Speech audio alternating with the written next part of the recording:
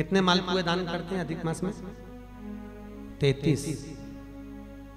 31 नहीं लिखे हैं, अधिक मास की कथा में लिखे हैं 33। 33 ही क्यों करते हैं? काहे के लिए करे जाते हैं 33 मालपुए? कोई महाराज जी से पूछियो कि भैया 33 ही क्यों, 31 कर दो, 32 कर दो, और मालपुए ही क्यों? रसगुल्ला कर दो, इमरती कर दो, जलेबी कर दो, पर मालपुए लिखे हैं अधिक मास की कथा में, मालपुए, और वो भी 33। 31 नहीं। अभी तक आपने जितने भी दान करे 21 कर लो, 11 कर लो, 108 कर लो, पर 33 ही मालपुए अधिक मास में। तो अधिक मास की कथा में यह वर्णन किया गया है कि मालपुए इसलिए दान करे जाते हैं क्योंकि मालपुए जब बनाए जाते हैं तो उसमें बारीक बारीक छिद्र हो जाते हैं। जितने मालपुए में छिद्र पड़ते हैं उतने नरकों में हमारे घर के पूर्वजों को जाना नहीं पड़ता और वो परमात्मा के धाम चले जाते हैं। इसलिए मालपुए दान कर जाते हैं, रसगुल्ला नहीं। और 33 क्यों? 30 दिन के तो 30, 31वें नंबर का मालपुआ। हमने अगर बेटी के घर का अन्न खा लिया हो, हमने बेटी के घर का अगर भोजन कर लिया हो तो उसका दोष ना लगे, इसलिए 31वें नंबर का मालपुआ दान होता है।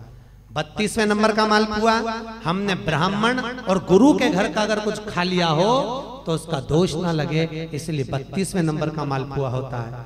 और 33वें नंबर का मालपुआ हमने किसी के घर का सूतक या सावड़ का खा लिया। सूतक सावड़ जानते हो ना? मरे के बाद में अगर किसी के यहाँ कुछ पा लिया जाए तो सूतक का है, और सावड़ मतलब किसी के यहाँ बच्चा जन्म ले ले उसके अंतर्गत हम भोजन कर लें तो वो सावड़ का। हमने अगर सूतक या सावड़ का भोजन कर लिया हो तो हमें दोष ना लगे, इसलिए 33वें नंबर का मालपुआ होता है। ये 33 मालपुए का दान इसलिए करा जाता है कि हम नरकों में ना पड़े, हमारे पूर्वज, हमारे घर के जितने भी पूर्वज गए हैं वो नरक में ना पड़े, इसलिए मालपुए का दान देने से हमारे पूर्वज तर जाते हैं। मालपुए का दान 33।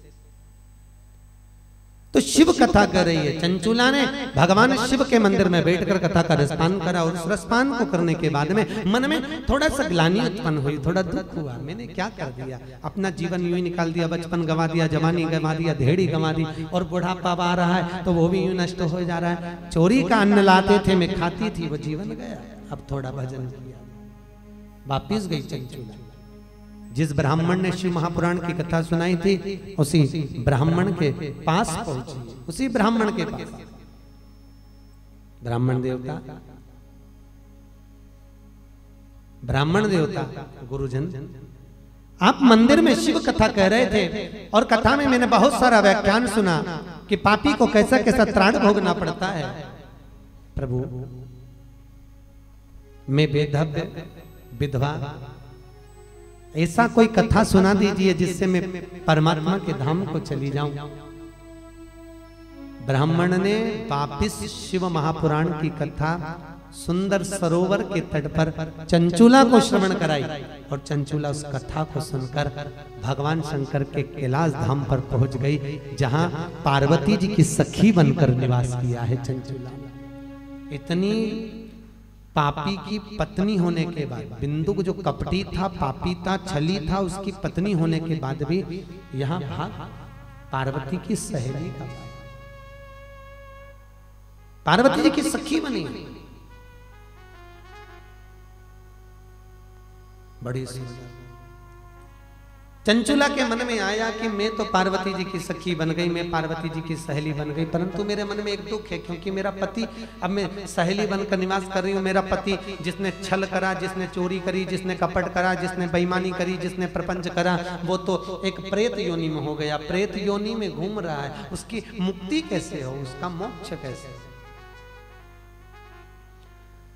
तो सूत जी सोनक जी को कह रहे हैं, उस पति के मोक्ष के लिए चंचूला ने पार्वती जी से पूछा, मां जगत जननी अम्बा, जगत धात्री मां दुर्गा, हे जगदम्बा, हे पार्वती, कुछ ऐसा नियम बता दो जिसको मैं कर कर अपने पति को मोक्ष दे दूं, प्रेत योनि से वो छूट जाए। तब चंचूला के शब्द सुने तो तुरंत पार्वती जी बोली, इसका तो एक ही उपाय है, अगर जिस कथा को मैंने शंकर जी के मुख से सुनी थी, वही शिव महापुराण की कथा अगर तेरे पति के निमित्तार्थ कराई जाए तो तेरा पति भी मोक्ष पा जाएगा, और वापिस मोक्ष पाकर तू अखंड सौभाग्य को धारण कर सकती है।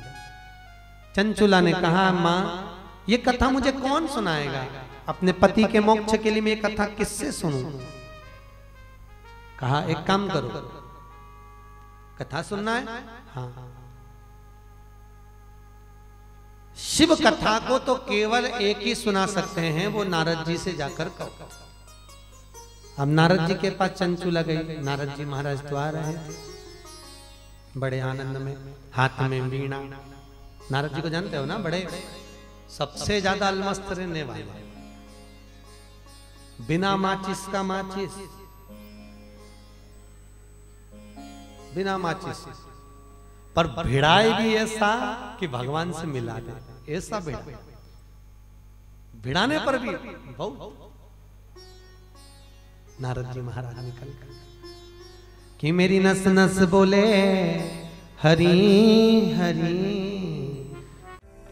दिशा टीवी पर प्रसारण संबंधी जानकारी के लिए संपर्क करें 9560797788, 9560797722, 8130969977। धर्म संस्कार से जुड़ी अन्य जानकारी के लिए हमारे चैनल को सब्सक्राइब करना ना भूलें।